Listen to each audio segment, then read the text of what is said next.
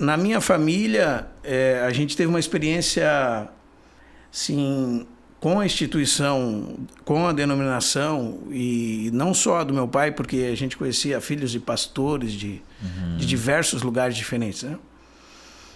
Toda semana tinha pastor na minha casa, então meu pai tinha uma rede de relacionamento muito grande.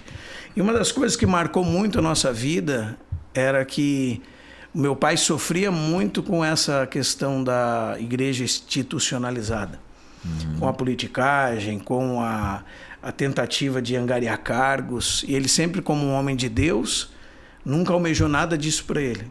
Né? Às vezes, na denominação que ele participava, eles diziam: você tem que ser promovido a ministro, a superintendente. Vamos dizer assim, ele se satisfazia com o fato de ser chamado de irmão.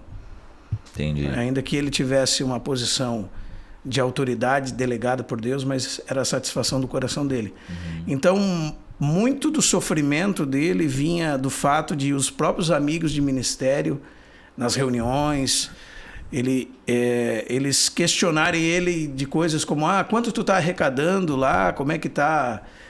E ele voltava para casa reclamando para minha mãe assim: mãe, as pessoas não perguntam quantas almas foram salvas, se os irmãos estão sendo edificados. Mas a preocupação era: como é que está a tua igreja lá? Quanto está arrecadando? Isso causava muito mal a ele.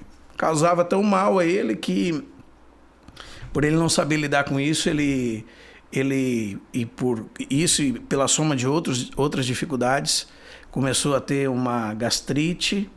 A gastrite passou para úlcera, passou por um câncer no estômago, e ele faleceu em 6 meses de câncer no estômago. Então, do descobrimento da doença até o seu falecimento, 6 meses. E aí nós tivemos uma experiência mais marcante ainda. Por isso que eu digo que, se a minha experiência servir para que alguém se identifique, né, eu acho que ela é de grande utilidade. Que se os meus erros também servirem para que as pessoas possam se identificar, como elas reagem a essas questões, que o Senhor possa usar isso, né? Amém. Então, quando meu pai estava doente, esses que se diziam amigos dele começaram a brigar para quem ia ficar no lugar dele. Brigavam entre si. Com ele doente. Com ele moribundo, né? Quase partindo. Um chegou a ponto de dizer que Deus tinha mostrado para ele que ele ia ficar no lugar do meu pai. Isso foi muito marcante para nós, porque meu pai, ele tinha quase 100 quilos e faleceu com menos de 50 quilos. Porque não conseguia comer, né? Gemia de dor no sofá. E alguém que se dizia amigo e companheiro de serviço, né, vir com uma questão como essa, é realmente coisa que impressiona, né? Sim. Que nos marca. Um decreto ali, já dizendo: eu vou ficar no teu lugar. E você vai morrer, tá morto, e eu vou ficar no teu lugar. E foi justamente esse que ficou no lugar dele, porque eles já tinham combinado que seria ele, né? Isso em 97? Isso em 97. Você, 43, tinha menos de 20? Tinha 16 para 17 anos na época. E depois disso, o que aconteceu?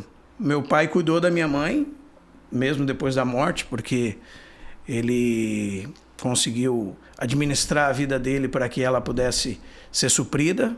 Mas hoje a minha mãe vai completar 73 anos, né?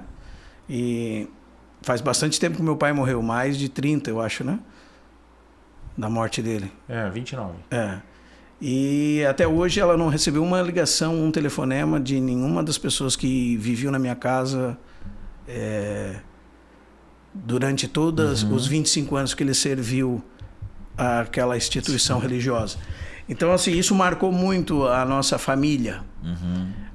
Algumas pessoas ouvem a gente contar uma história como essa e pensam assim: isso é uma mágoa que causa. Talvez naquela época, sim, né? Hoje, mais maduro no Senhor, a gente entende a mão do Senhor nos conduzindo em todas as circunstâncias e cuidando de nós e nos levando a aquilo que Ele queria para nós, né?